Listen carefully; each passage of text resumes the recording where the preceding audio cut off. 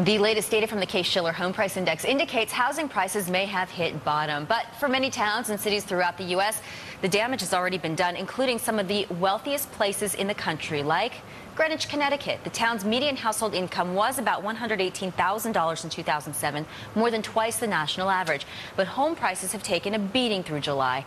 And now some residents of Greenwich are doing something they've never done before, putting their homes up for rent. Bloomberg's Oshrat Carmil joins me now. Welcome. Hi. So this is kind of an interesting phenomenon. What did you find? Well, what we found is that rentals in Greenwich have increased sixfold this year over last, because you have a lot of owners who are not selling their homes and just trying to rent them out to cover their costs. And are they getting these exorbitant fees they're asking for rent? In some cases, there are a lot more rentals, so now there's competition in the rental market as well.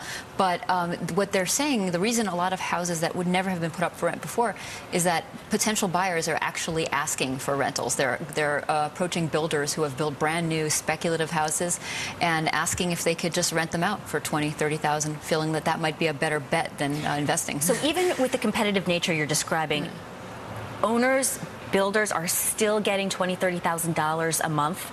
Well, they're trying to.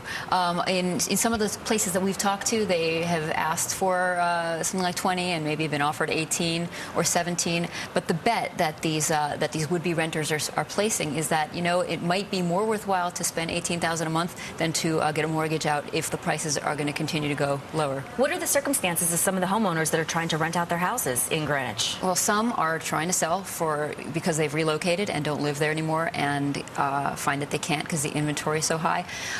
In some of the cases, about 20 to 22 homes are speculative houses, homes that were built without a buyer in mind, brand new, with the idea that somebody would buy them, and somebody hadn't, and so the developer find themselves facing a loan that needs to be repaid and property taxes, and just need to have some of that What is paid the off. speculative market like right now? Speculative builders, I know that was such a hot thing in the housing boom. I mean, has that industry just completely collapsed?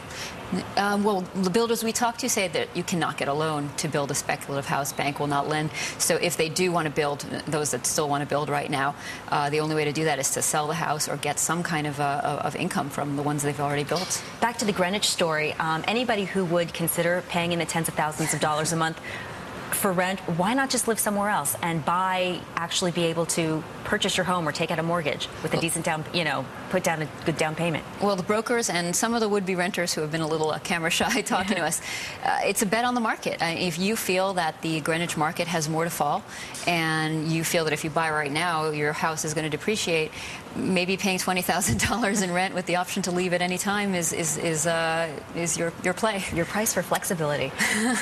Oshrat, thank you so much for joining us. Sure.